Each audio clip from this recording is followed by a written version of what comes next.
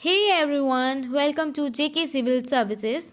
So आज हम continue करेंगे MCQ series on interpersonal skills including communication skills. पिछले लेक्चर में मैंने इसी टॉपिक के ऊपर 50 प्लस MCQs करवाए थे। 300 प्लस का हमारा टारगेट है और आज हम फिर से 50 प्लस MCQs जो हैं वो इंटरपर्सनल स्किल्स पे करेंगे। तो चलिए स्टार्ट करते हैं। PDF आपको JK सिविल सर्विसेज की ऐप पे मिल जाएगी और ऐप का लिंक जो है वो आपको मैं डिस्क्रिप्शन में दे दूंगी। ठीक है, तो चलिए स्टार्ट करते हैं with the first question. Which is the agency of central disseminates information regarding government policies and projects to the media in India. So कौन सी एजेंसी है जो इंफॉर्मेशन प्रोवाइड करती है गवर्नमेंट पॉलिसीज़ और प्रोजेक्ट्स का इन द मीडिया? तो ये कौन सी एजेंसी है? PIB। इसका आंसर है पार्ट ए। PIB एक एजेंसी है, नोडल एजेंसी है।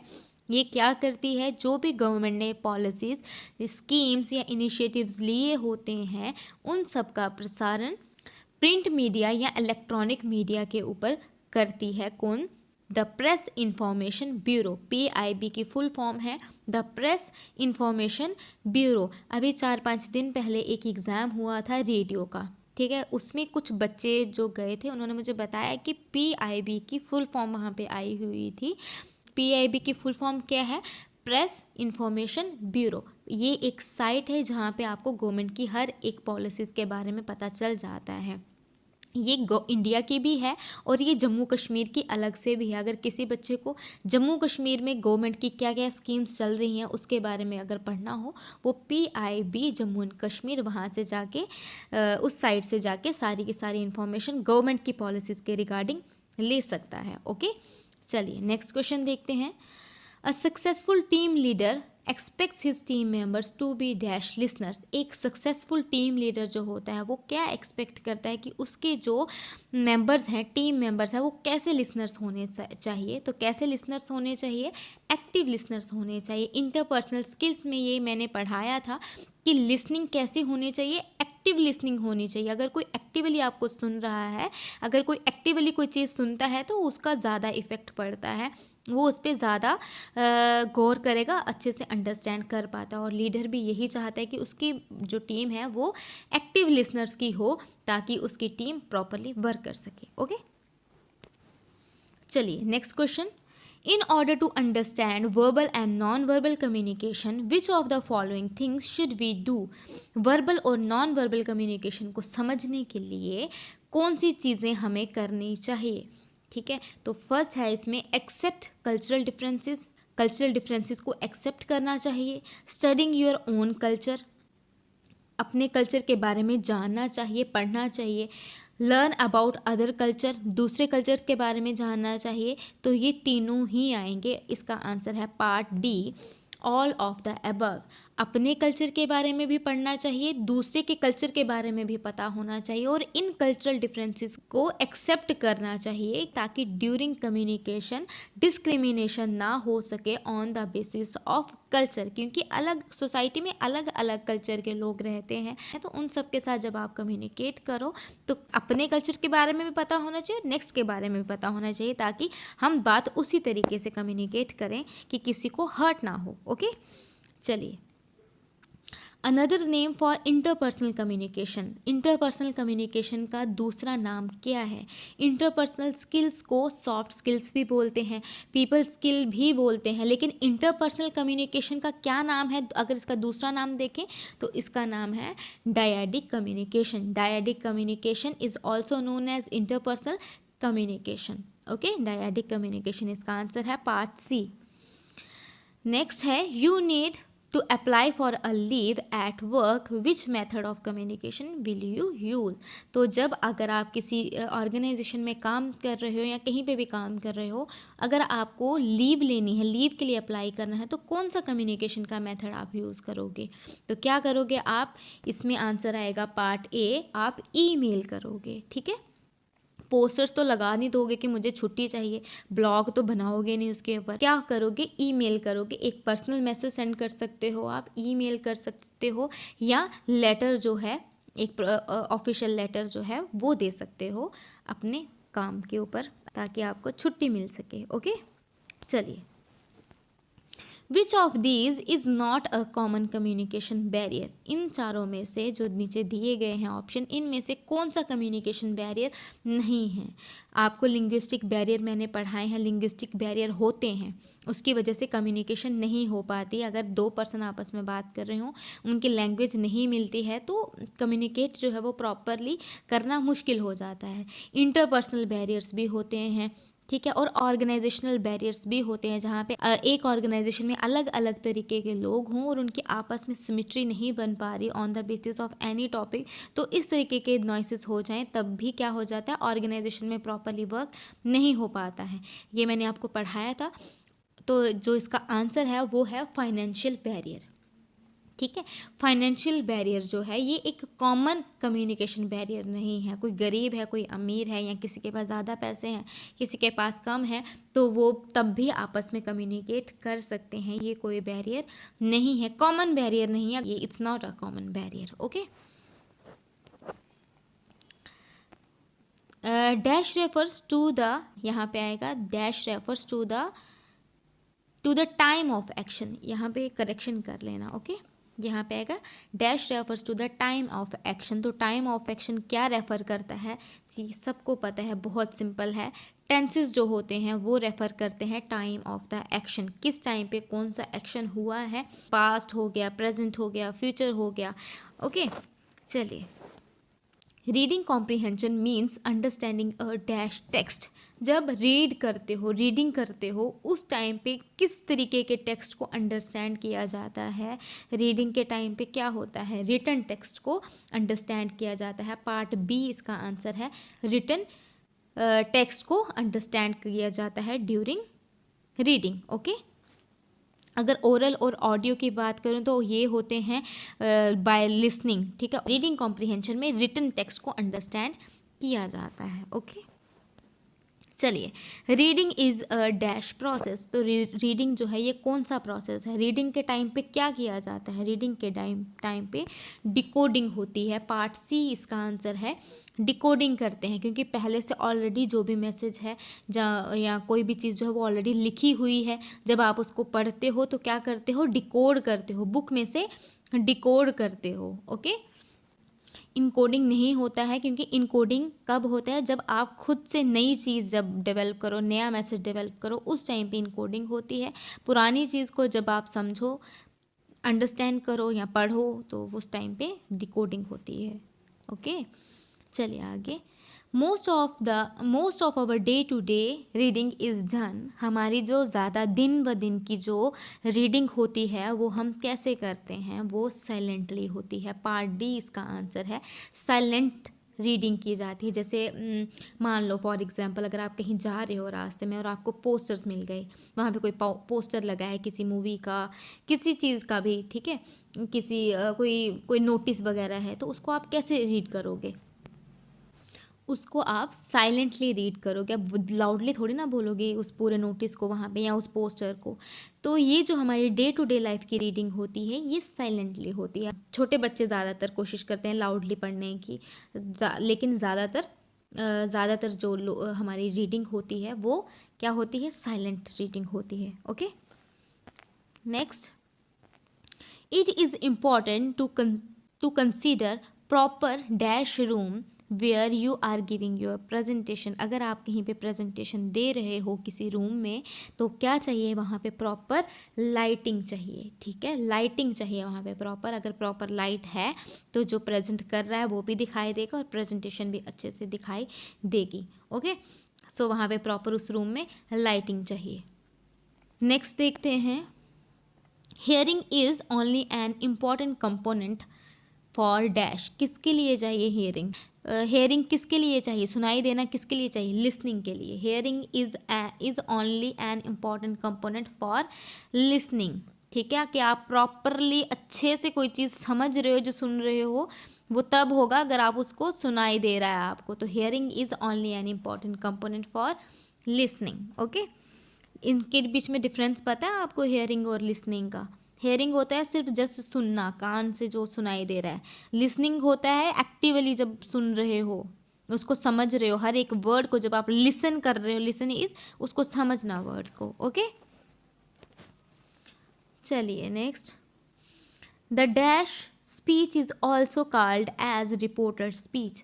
कौन सी स्पीच को रिपोर्टेड स्पीच कहा जाता है? इंग्लिश में ये सबने पढ़ा होगा, ग्रामर में बहुत सिंपल सा है। रिपोर्टेड स्पीच होती है indirect speech.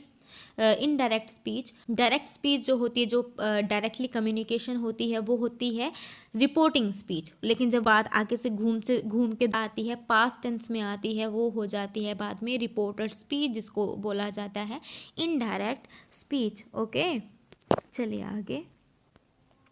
Which of the form dash describes all form of human communication that are not verbal? तो कौन है जो डिस्क्राइब करता है ह्यूमन कम्युनिकेशन को जो कि वर्बल नहीं है? तो कौन डिस्क्राइब करता है?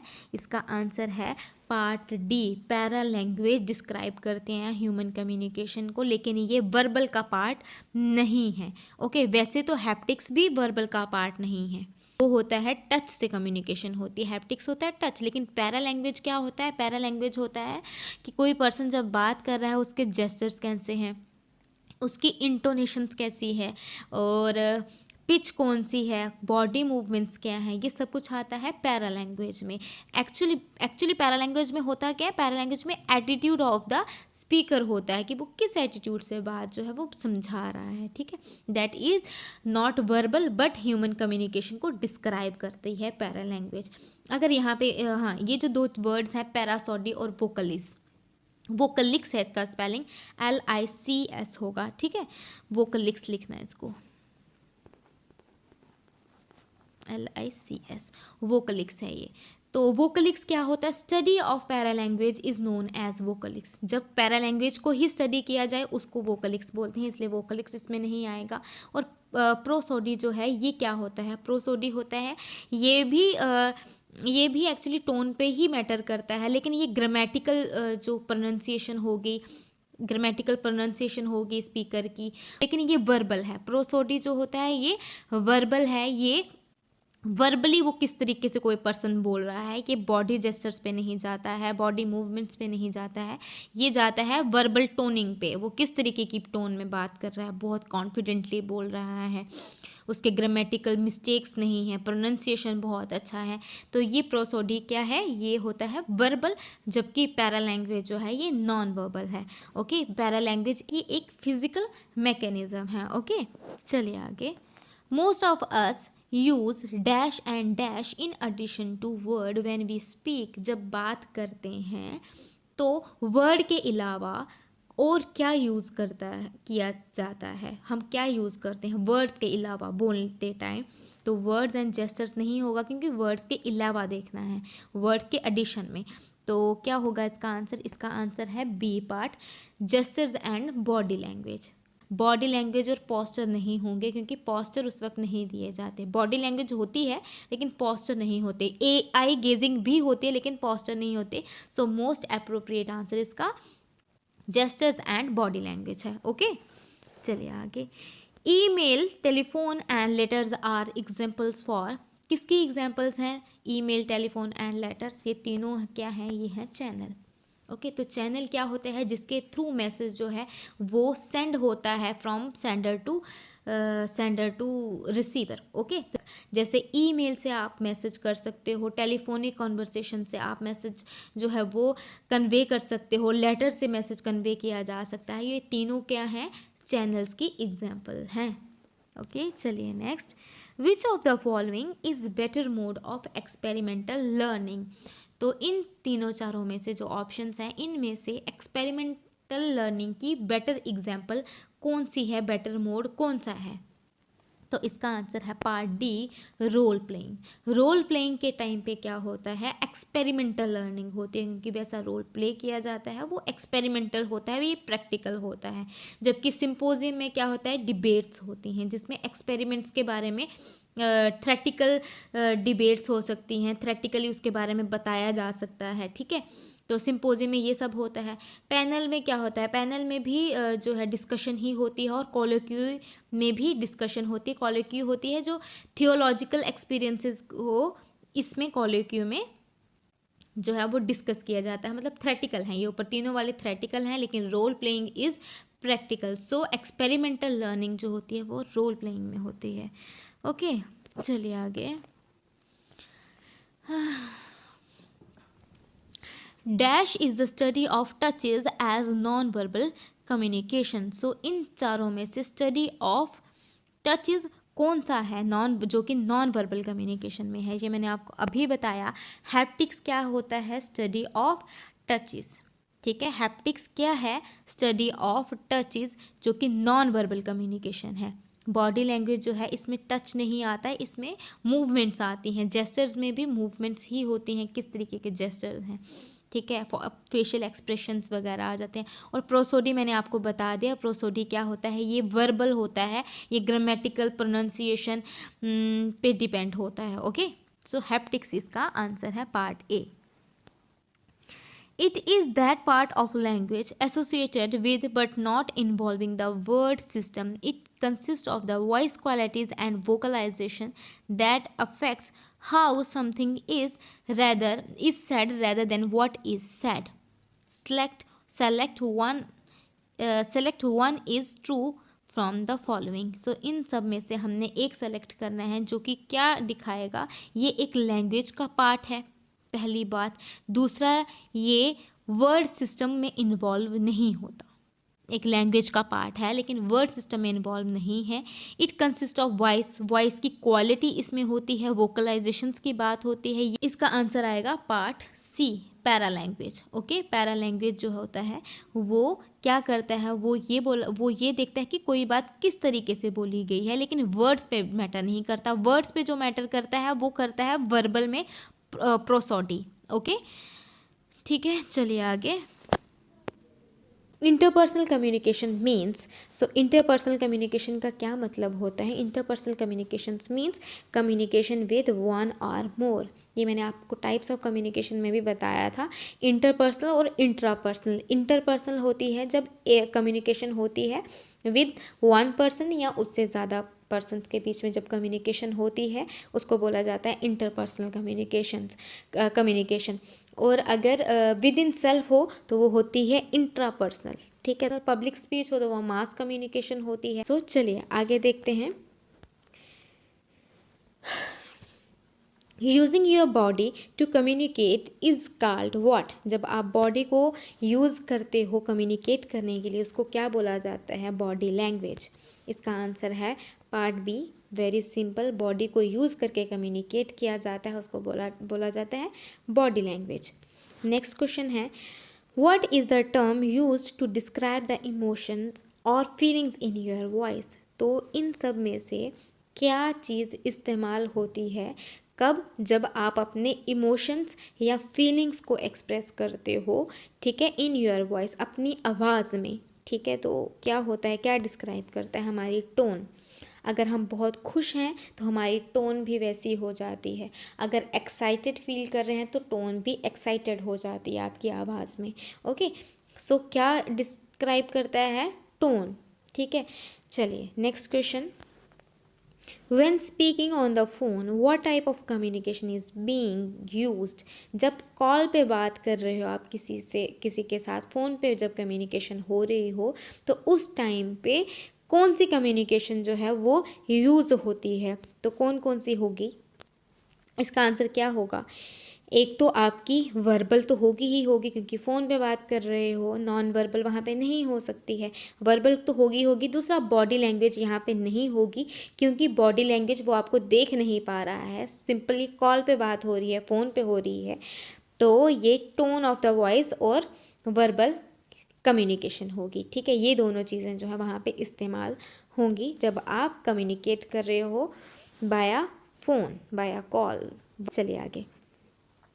विच of these is more time consuming in interpersonal relationship? इन चारों में से कौन सा जो है वो ज़्यादा टाइम कंज्यूमिंग है इन इंटरपर्सनल रिलेशनशिप? जब इंटरपर्सनल रिलेशनशिप बनाए जा रहे हों, दो या दो से ज़्यादा लोगों के बीच में जब बातचीत हो रही हो, तो उस टाइम पे कौन सा सबसे ज़्यादा टाइम कंज्यूमिंग होता है? एक्सचेंज टेकिंग प्लेस, ये नहीं होगा। कम्युनिकेशन टेकिंग प्लेस, ये भी नहीं होगा, ये भी, क्योंकि कम्युनिकेट तो वो कर रहे हैं। सबसे जो इसका अप्रोप्रिएट आंसर है वो है ट्रस्ट बिल्डिंग टेक्स प्लेस, क्योंकि ट्रस्ट बनने में टाइम लगता है। जब दो इंसान आपस में, या ज़्यादा भी, 3-4 ज़्यादा हो सकते हैं, जब वो कम्युनिकेट कर रहे हैं तो उनके बीच में आगे ट्रस्ट बनने में टाइम लगेगा, ताकि वो उस तरह से हर अपनी बात जो है वो शेयर कर पाएँ। ट्रस्ट बनने में टाइम लगता है, ये सबसे ज़्यादा टाइम कंज्यूमिंग होता है। ऐसे जनरल बात करनी हो वो तो आप किसी से भी कर सकते हो। ओके, चलिए आगे। Customer not only return to your organisation for a second time but also tells about his satisfaction to others. तो अगर कोई कस्टमर, जैसे आप किसी ऑर्गेनाइजेशन में या कहीं पे भी, शॉप पे लगा लो, अगर वहाँ पे आप काम करते हो तो कस्टमर चला गया है आपकी दुकान से होके, दोबारा आया है, और दूसरा आप अपनी सेटिस्फेक्शन के बारे में भी बता रहा है दूसरों को, ठीक है, तो ये क्या होगा, वो सेटिस्फाइड है आपकी वर्किंग से, जो आपने उसको बोला होगा या जो भी आपने उसके साथ आपकी डीलिंग हुई है, वो आपकी डीलिंग के साथ सेटिस्फाइड है। चलिए आगे नेक्स्ट क्वेश्चन देखते हैं।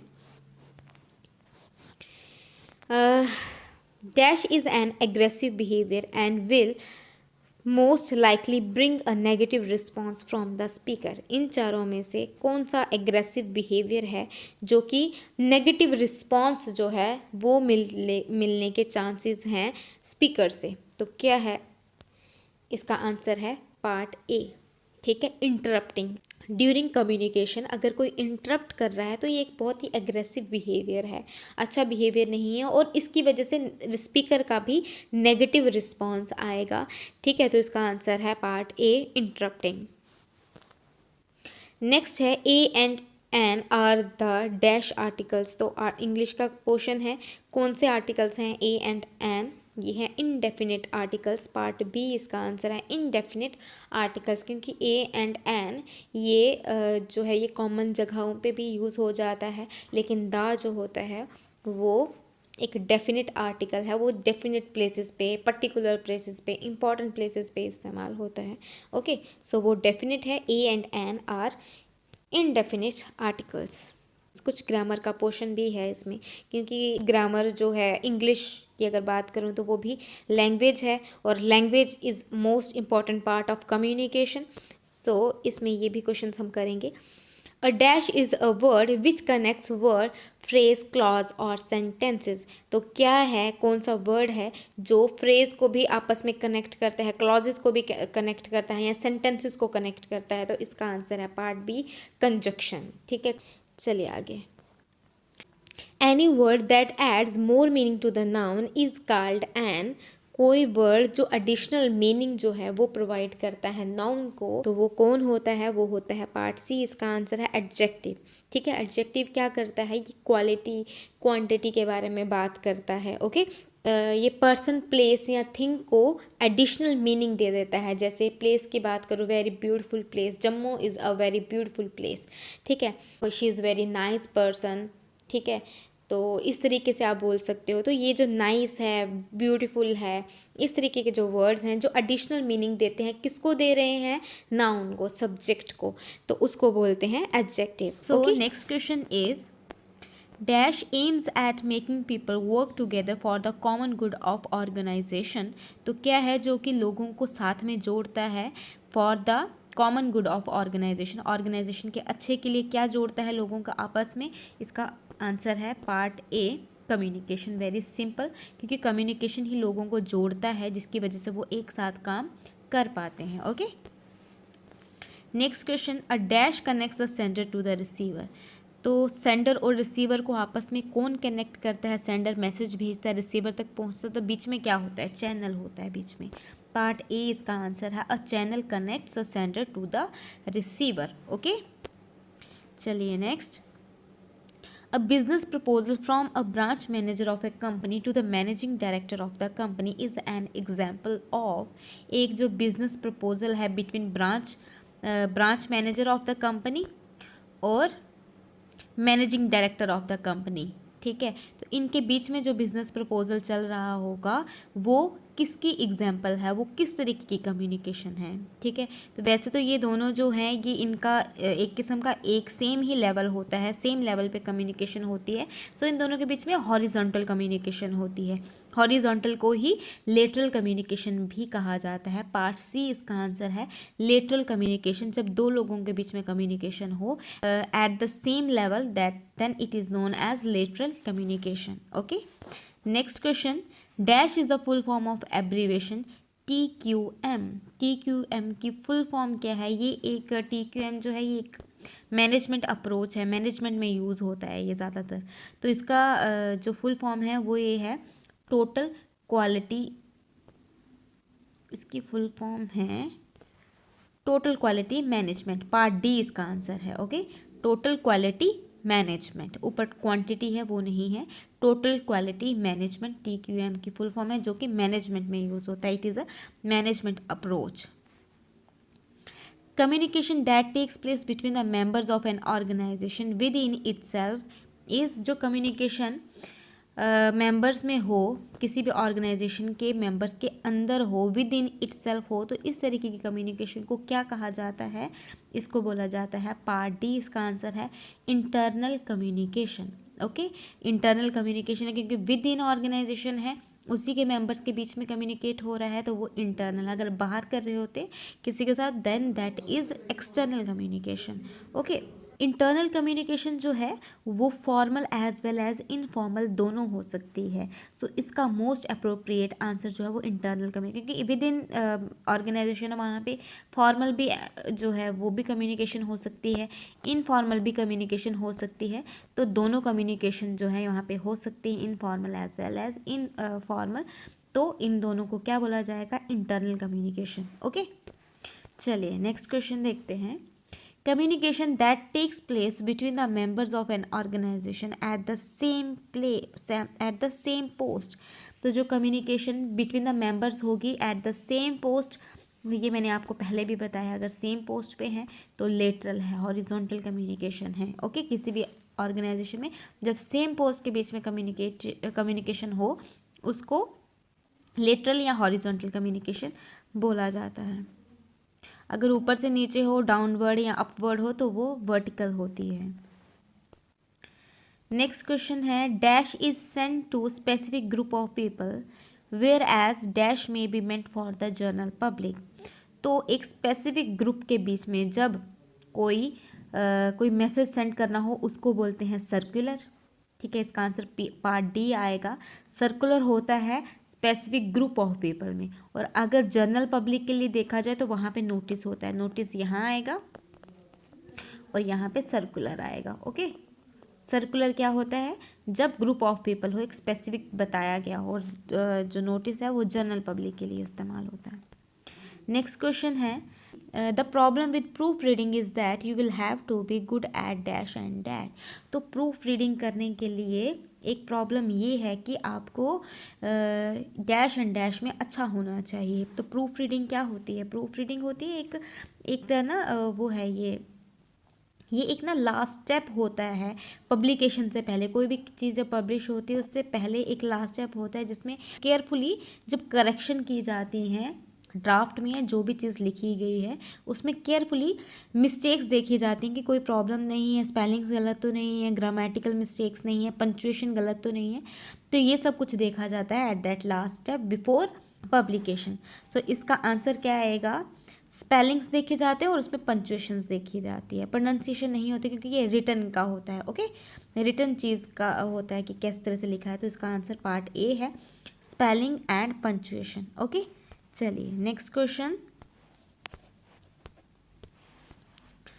Oral communication ensures dash and dash. जब ओरल कम्युनिकेशन होती है तो उसमें क्या क्या चीज़ें ज़रूरी हैं? इसमें इसका जो आंसर है वो है पार्ट बी, एडिक्वेट अटेंशन चाहिए उसमें, speaker as well as receiver की उनके आपस में अटेंशन है भी है सुनने की या बात करने की। दूसरा, रिस्पॉन्स चाहिए होता है रिसीवर और सेंडर के बीच में, जैसे वो आपस में कम्युनिकेट करें तो जिस तरीके का रिस्पॉन्स आएगा, अगर जल्दी रिस्पॉन्स आएगा, समझ रहा है, तो मतलब प्रॉपरली कम्युनिकेशन हो रही है।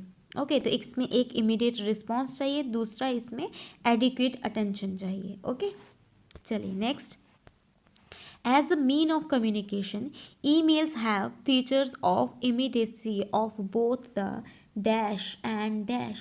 जब कम्युनिकेशन होती है, ठीक है, तो ईमेल वाली जो मतलब ऑनलाइन कम्युनिकेशन होती है, तो ईमेल्स का एक फीचर ये है कि उसमें डैश और डैश की इमीडिएसी चाहिए, मतलब दोनों की जल्दी होती है ईमेल के टाइम में जब आप भेजते हो। तो किसकी होती है? इसका आंसर है part D, receiving and sending. ठीक है, ईमेल जब सेंड करते हो तो रिसीव करने वालों की भी जल्दी होती है और सेंड करने वालों को भी जल्दी होती है। सो इसका आंसर आएगा part D, receiving and sending. Okay, चलिए नेक्स्ट देखते हैं। Dash and dash are acted as barrier to communication. Communication में ये दो चीज़ें जो हैं, डैश एंड डैश, ये बैरियर हैं। तो क्या है इसका आंसर? इसका आंसर है पार्ट ए, सिमेंटिक डिस्टोरेशन और लैक ऑफ प्लानिंग। बैरियर होते हैं कम्युनिकेशन में। तो कैसे होते हैं बैरियर? सिमेंटिक क्या होता है? सिमेंटिक बैरियर कौन से होते हैं? गलत ट्रांसलेशन कर ले नेक्स्ट पर्सन या गलत इंटरप्रेट हो जाए तो भी, तो क्या होते हैं? सिमेंटिक बैरियर्स होते हैं। तो ये रीज़न है, ये तो रीज़न है ही है पक्का। और सेकंड है लैक ऑफ प्लानिंग। ठीक है, लैक ऑफ प्लानिंग जो है ये ज़्यादातर फॉर्मल कम्युनिकेशन में होता है, क्योंकि इनफॉर्मल कम्युनिकेशन जैसे ग्रुप कम्युनिकेशन में प्लानिंग की ज़रूरत नहीं होती है। तो इसका जो अप्रोप्रिएट आंसर है, क्योंकि सिमेंटिक डिस्टोरेशन जो है वो बैरियर है कम्युनिकेशन में, और lack of planning for formal communication. अगर प्रॉपरली प्लान नहीं है क्या बोलना है तो भी क्या हो सकता है? कम्युनिकेशन गलत हो सकती है, अनइफेक्टिव रह सकती है। सो इसका आंसर है part A, semantic distortions and lack of planning. Next question है, the dash of the correct channel depends on the situation under which the communication takes place. तो इसका आंसर आएगा part B, choice. One among is not a sign of anger. इन चारों में से कौन सा जो है वो साइन ऑफ एंगर नहीं है? तो इसका आंसर है part D, breathing slower. Okay, मैं बताती हूँ कैसे। जब गुस्सा होता है उस टाइम पे स्लो ब्रीथ नहीं हो पाता। ठीक है, उस टाइम पे जब गुस्सा आता है तो ब्रीदिंग भी ऐसे फास्ट फास्ट हो रही होती है। सो गुस्से का साइन नहीं है। अगर कोई कामली बिल्कुल स्लो और आराम से ब्रीथ कर रहा है, इट मीन्स वो काम है, कोई गुस्सा नहीं है, कोई कुछ नहीं, कोई इशू नहीं है। ठीक है, तो ब्रीदिंग अगर स्लोली है तो गुस्सा नहीं है। So it is not a sign of anger. Next question, the important components of communication environment are. जो कंपोनेंट्स है कम्युनिकेशन इन्वायरमेंट के, तो वो कौन कौन से हैं इनमें से जो इम्पॉर्टेंट है? मैसेज हमने पढ़ा है, ठीक है, मैसेज जो होता है वो इम्पॉर्टेंट होता है। रिस्पॉन्स इम्पॉर्टेंट होता है, चैनल इम्पॉर्टेंट होता है, लेकिन टेलीफोन जो है वो इम्पॉर्टेंट नहीं है, क्योंकि telephone is itself a channel. Okay, तो टेलीफोन यहाँ पे नहीं आएगा। ए, बी एंड सी इसका आंसर आएगा, A, B and C. Okay, चलिए next question, a successful team leaders expects his team members to be dash listeners. ये क्वेश्चन जो है ये रिपीट हो गया। तो किस तरीके के लिसनर्स होने चाहिए? टीम लीडर क्या चाहता है कि एक्टिव लिसनर्स होने चाहिए। Next question, which of the following is not a part of interpersonal skills. इन चारों में से, पांचों में से क्या है जो कि इंटरपर्सनल स्किल्स का पार्ट नहीं है? फीडबैक होता है, ये मैंने पढ़ाया है। ट्रस्ट भी ज़रूरी है इंटरपर्सनल स्किल में। एक्सपेक्टेशंस भी होती हैं, वैल्यूज़ भी होती हैं। तो इसका आंसर है पार्ट ई, रिजिडिटी नहीं चाहिए। ठीक है, रिजिडिटी जो है वो इंटरपर्सनल स्किल्स का पार्ट नहीं है, क्योंकि रिजिडिटी अगर हो गई तो ये एक बैरियर है, साइकोलॉजिकल बैरियर है ये। ओके, साइकोलॉजिकल बैरियर है rigidity. Next question, in oral presentation outside your organisation you must first give the audience a dash of your organisation. तो अगर कहीं पे कम्युनिकेशन हो रही है, प्रेजेंटेशन दे रहे हो आप अपनी ऑर्गेनाइजेशन के बाहर कहीं जाके, और वहाँ पे जब आप प्रेजेंटेशन देना शुरू हो जाए तो ऑडियंस को सबसे पहले अपने ऑर्गेनाइजेशन के बारे में क्या बताना चाहिए? अपनी ऑर्गेनाइजेशन का बैकग्राउंड बताना चाहिए, अपनी ऑर्गेनाइजेशन के बारे में बताना चाहिए कि मैं इस ऑर्गेनाइजेशन से बिलोंग करता हूँ, ऑर्गेनाइजेशन ये है वो है। यहीं से बात स्टार्ट होती है। ओके, चलिए next, while talking to your friends you do not pay attention to the skills of dash communication. जब आप बात कर रहे हो अपने फ्रेंड्स के साथ, ठीक है, तो उस टाइम पे कौन से कम्युनिकेशन कर रहे हो? क्योंकि टॉकिंग है तो मतलब ओरल कम्युनिकेशन हो रही है, वर्बल कम्युनिकेशन हो रही है। ओके, ओरल कम्युनिकेशन है तो ओरल कम्युनिकेशन की जो स्किल्स हैं उस पे अटेंशन नहीं दिया जाता है while talking to your friends. क्यों? क्योंकि फ्रेंड्स के साथ जब बात करते हैं तो उसकी जो स्किल्स हैं उसका ध्यान थोड़ी ना रखते हैं, क्योंकि वो इनफॉर्मल होती है। किसी भी वे में आप अपने फ्रेंड्स के साथ बात कर सकते हो। ओके, सो इसका आंसर है part B, oral communication. In oral communication, the speaker can observe the listener's dash to what is being elated. ठीक है, जब ओरल कम्युनिकेशन होती है तो स्पीकर लिसनर की किस चीज़ को ऑब्जर्व करता है कि वो क्या शो करना चाहता है, तो वो लिसनर के रिस्पॉन्सेस को ऑब्जर्व करता है स्पीकर। ओके, सो इसका आंसर है part B, response. Next question है, countries which referred to by names are also considered. जो कंट्रीज़ हैं जैसे इंडिया है, इंडिया को भारत माता बोला जाता है, ठीक है, या जो भी कंट्री है कोई भी है, अमेरिका, उसको भी जब कंसीडर किया जाता है तो एज फेमिनाइन कंसीडर किया जाता है। पार्ट बी इसका आंसर है, शी लिखा जाता है उसके लिए, हर लिखा जाता है इंडिया के लिए। ठीक है, तो कंट्रीज़ को मोस्टली फेमिनाइन ही कंसीडर किया जाता है। ओके, चलिए, dash is to relate the content to the previous and future learning of the subject.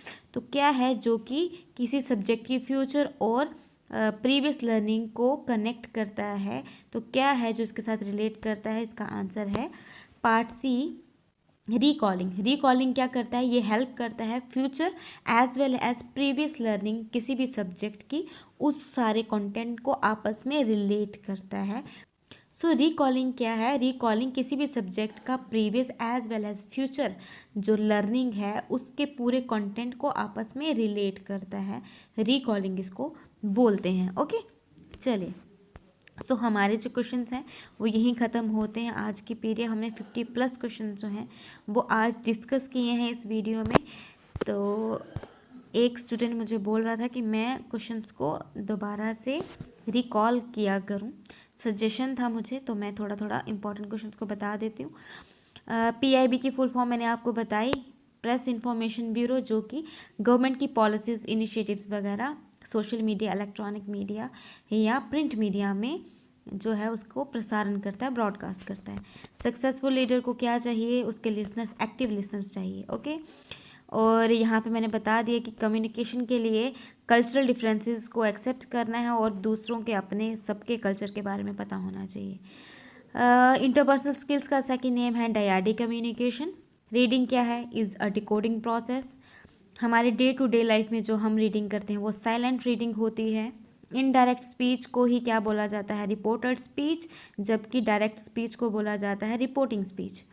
और यहाँ पे मैंने आपको बताया था कि हैप्टिक्स क्या होता है, सेंस ऑफ टच होता है। वोकलिक्स जो है वो स्टडी ऑफ पैरा लैंग्वेज है, और प्रोसोडी जो है ये वर्बल कम्युनिकेशन में आता है, जो कि ग्रामेटिकल या प्रोनाउंसिएशन उस तरीके के ऊपर डिपेंड करता है। और पैरा लैंग्वेज जो होता है ये नॉन वर्बल है, ये जेस्चर्स आ जाते हैं, टोन आ जाती हैं, इमोशंस, ये वो, ठीक है, तो ये सब कुछ आता है इसमें। ये तीनों जो हैं, ईमेल, टेलीफोन और लेटर्स, ये तीनों चैनल की एग्जांपल्स हैं। क्या होता है, हैप्टिक्स होता है, स्टडी ऑफ टचेस। फ़ोन पे कम्युनिकेशन जो होती है वो वर्बल होती है, और टोन ऑफ द वॉइस जो होती है वो वहाँ पे बहुत मैटर करती है। तो क्या है जो कनेक्ट करता है सबको एक साथ, वो होता है कंजक्शन, जिसमें दैट, एंड, और, बट, इस तरीके के जो वर्ड्स हैं वो इस्तेमाल होते हैं। उसके बाद लेटरल कम्युनिकेशन जो होती है वो सेम पोस्ट पे होती है, और यहाँ पे यही है, इसी को हॉरिजॉन्टल कम्युनिकेशन कहा जाता है। अगर communication within an organisation हो तो वो इंटरनल कम्युनिकेशन होती है, जो formal as well as informal होती है। एंड अगर स्पेसिफिक ग्रुप में कोई चीज़, मैसेज सेंड किया जाए वो सर्कुलर होता है, जनरल पब्लिक के लिए नोटिस होता है। एंड प्रूफ रीडिंग के लिए स्पेलिंग और पंक्चुएशन आना बहुत ज़रूरी है, अदरवाइज अगर जिसको ये नहीं आएगा वो प्रूफ रीडिंग भी नहीं कर सकता है। Semantic distortion and lack of planning are barrier to communication. Choice of correct channel depends on the situation under which the communication takes place. So one इनमें से जो breathing slower is not a sign of anger. Country को feminine consider किया जाता है क्योंकि Motherland होती है, फादरलैंड नहीं होती है। Dash is related to the content, तो क्या होता है, रिकॉलिंग होता है, जो कि फ्यूचर और प्रीवियस कंटेंट को कनेक्ट करता है। ओके, सो यहाँ तक हमारे क्वेश्चंस हो गए, मैंने इनको दोबारा से डिस्कस भी कर दिया। आई होप आपको वीडियो अच्छा लगा। तो चलिए यहीं समाप्त करते हैं आज का लेक्चर। दोबारा से करेंगे इसके ऊपर MCQs, 300 प्लस तक का हमारा टारगेट है। Thank you so much and bye.